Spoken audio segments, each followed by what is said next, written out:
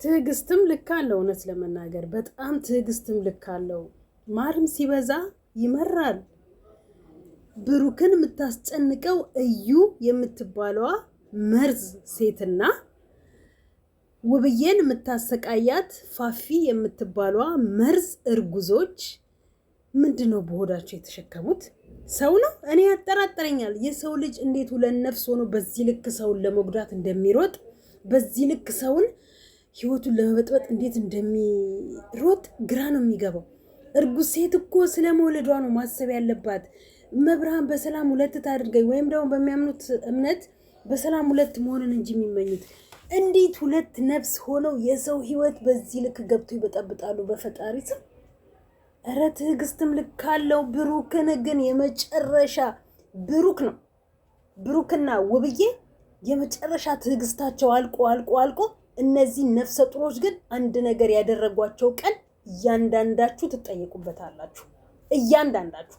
ምክንያቱም ማስቆም የምትችሉ ሰዎች ገብታችሁ እቺ ከእዩ ጋር ያለች ከብሩክ ጋር ያለችው እዩ የምትባለዋንም ከውብዬ ጋር ያለችዋንም ፋፊ የምትባለዋንም ካላስቆማችሁ፣ የሆነ ነገር ካላስደረጋችኋቸው ሰዎቹ ተሳስተው የማይሆን ነገር ነው የሚያደርጓቸው፣ የማይሆን ነገር። ምክንያቱም እርጉዝ ናቸው ብለው ብዙ ችለው ከአቅማቸው በላይ ከሆነ እንዴ ይሄ እኮ በራስ ህይወት ላይም እኮ የሚያስፈርድ ነገር ነው፣ እውነት ለመናገር ማለት ነው። በዚህ ልክ የነሱን ህይወት ለመበጥበጥ እቺ ማነች የምትባሏ ሁለቱም ብቻ ፋፊ የምትባሏ ጭራሽ ሙሽራ ሆና እንትና እንዴ! አረ ምን አይነት መንፈስ ነው የተጣናቸው? እርጉዝ ሆና አግባኝ ብላ ወይኔ ውብዬ ግን እግዚአብሔር ይሁን ሸረ በመድኃኔዓለም ኧረ የሚረዳቸው የሚያግዛቸው የሚረዳቸው ሰው ያስፈልጋቸዋል እነዚህ ሰዎች። እቺ ሳትፈለግ ውጪ እየተባለች እየተገፈታተረች የሃይሜን ዕቃ ለቃቃሚ፣ የሃይሜን ዕቃ ሰብሳቢ፣ የሃይሜን ዕቃ አውራጅና ጫኝ ያደረጋት ውጪልኝ እየተባለች አንገቷን እያነቃት ሲጥ እያደረጋት ውጪልኝ እየተባለች ደግሞ ትስቃለች። ከእንደዚህም አይነት ከመዋረድ እግዚአብሔር ይሰውራችሁ ሴቶች። ከእንደዚህ አይነት ውርደት፣ ከእንደዚህ አይነት ዝቅጠት እግዚአብሔር ይሰውራችሁ። ማርያምን እግዚአብሔር ይጠብቃችሁ። በጣም ነው የሚያስፈራው። በጣም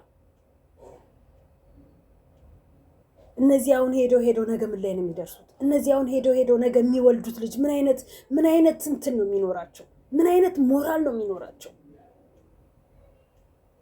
እርጉዝ ሴት እኮ እዩኝ ስትል አያምርባትም። ተደብቃ እኮ ነው። ነፃነትን ተመልከቷት። የነ ኤፍሬምን እህት የነ የተንቢን እህት ተመልከቷት። አለው ሳትል በክብር አገባች፣ በክብር ተዳረች፣ በክብር አርግዛ መውለጃዋ ደረሰው፣ በክብር ወለደች። እዩኝ ሳትል እነዚህ እናቴ አሳዳጊ በደላቸው ቤተሰብ የሌላቸው ጋጦጥ መንገደኛ ሁላ ተነስታ እንዴት ልትታወቅ እንደምትችል እንዴት ገንዘብ ልታገኝ እንደምትችል እንጂ የምታስበው ነገ ላይ ምን እንደሚገጥማት ነገ ላይ ምን ወይኔ የመድኃኔዓለም ያለ መናደድ አይደለም። ስለነሱ አለም የተናደድኩትኝ፣ ግን የሆነ ስላለባቸው ሰዎች ግን ያናድዱኛል። ምክንያቱም ብሩክም ፈንቅሎ አውጥቶ ወደዛ መጣል ይችላል። ጭራሽ እያስፈራራችሁ ነው። ምንም ልታረገኝ አትችልም አይነት ነገር ማለት ነው። እልቅ አንቺ አንገቱ ላይ ያደረግሽበትን ከሰጠሽው ጊዜ ጀምሮ የሆነ ነገር የቀየርሽው ነገር አለ። ሃይሜ ኦፍ ኮርስ ምንም ነገር አታደርግበትም። ይሄ በእርግጠኝነት ማንም ምንም አይደራረግም። ሁለቱ ላይ ያነበራቸው ፍቅር ማለት ነው። የፋፌ ታወቀ ነው። ሁሉም ላይ አስነክታ አሁን ደና ውብዬ ተመልሳው ነበረ። ናሂን ደና ወደ ራሷ መልሰዋለች። ዛሬም ላይ ያውን የተሰራው እንደዛው ነው። ውጣልኝ ነው፣ ውጪልኝ ነው፣ ህይወታችን አበጥብጭን ነው። ወንድሟን እንዴት እንደሚናገረው ናሂ ድጋሚ እንዳትመርዛቸው እንጂ እኔ የምለው ቪዲዮ የሚሰራበት ሰዓት ላይ ብቻ ነው የምትገናኙት ወይንስ ከቪዲዮ ጀርባ ትገናኛላችሁ? ወይም ደግሞ ቪዲዮ ከመቀረጹ በፊት አብራችሁ ነበራችሁ? ግን የውብዬ ቤት ክፍት ነው እንዴ ውሎ የሚያድረው? መንገድ ላይ ነው እንዴ ተከራየሽ? ውብዬ ማንም መንገደኛ የመጣ የገባ ሁላ ነው እንዴ? ከደረጃ ይወጣሉ። ዳይሬክት በር ማንኳኳት የለም። ዘው ብሎ መግባት። ክፍት ቤት ነው እንዴ እየኖርሽ ያለሽው? ማንም ነው እንዴ የሚገባበት ቤትሽን ዘግተሽ ቆልፈሽ አትቀመጪም እንዴ? አንኳኩቷል።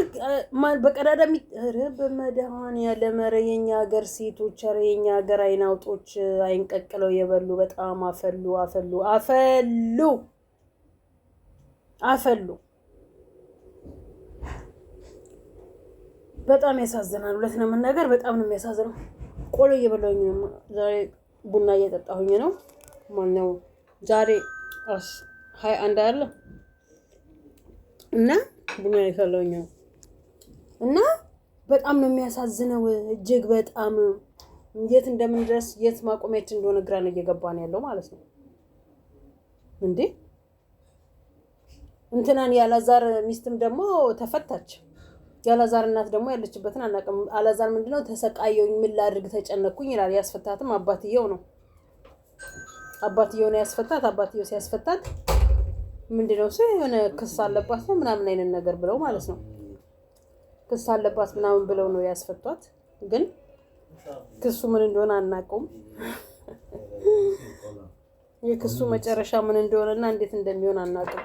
ሰው እኮ ታስሮ እስር ቤት ላይ ገብቶ ታስሮ ሲወጣ ነው የእስርን ነገር ሲቀምሰው ለሰው የሚረዳው። እንኳን አንድ ቀን አይደለም ይቅርና አንድ ሰዓት እስር በጣም ይጎዳል አለች። አይ ነው ያደረግሽን እንግዲህ ምን እንደሆነ አናውቅም። የእውነታችሁን የሚሸታችሁን ባናውቀውም አባትየው መጥቶ ነው ያስፈታሽ ተባለ። እንዲህ ግን እንዴት ነው የምትቀጥሉት? እንዲህ ነው የምትቀጥሉት? እናት ክስ ምን ላይ ነው የደረሰችው? ትላንትና ወድቃ አፌን ተሰራች ተብሎ ወድቃ ነበር። ዛሬ ቁጭ ብለ ያለቃቀስክ ነው። እናቴ እንዲሆነች ምን ይሻለኛል ምን ላድርግ አልክ። አይ ትዳር ደጉ፣ አይ ትዳር፣ አይ ትዳር፣ አይ ትዳር። ትዳር እንደዚህ መጫወቻ ይሁን? ህይወት፣ ፍቅር፣ ቤተሰብ እንዲህ መጫወቻ ይሁን? ወይኔ ሚዲያ እንደዚህ ያበሸቃቅጠን፣ ሚዲያ እንደዚህ ያበላሸን፣ ሚዲያ እንደዚህ ህይወታችን፣ ሚዲያ እንደዚህ ትዳራችን፣ ሚዲያ እንደዚህ ቤተሰቦቻችን፣ ሚዲያ እንደዚህ ፍቅር የሚጀምሩትን ምስቅልቅሉን ያውጣቸው። ሰው ለገንዘብ ብሎ ራሱን በዚህ ልክ ያስኬዳል። እጅግ በጣም ነው የሚያሳዝነው። እውነት ለመናገር ከሆነ እጅግ በጣም ነው የሚያሳዝነው።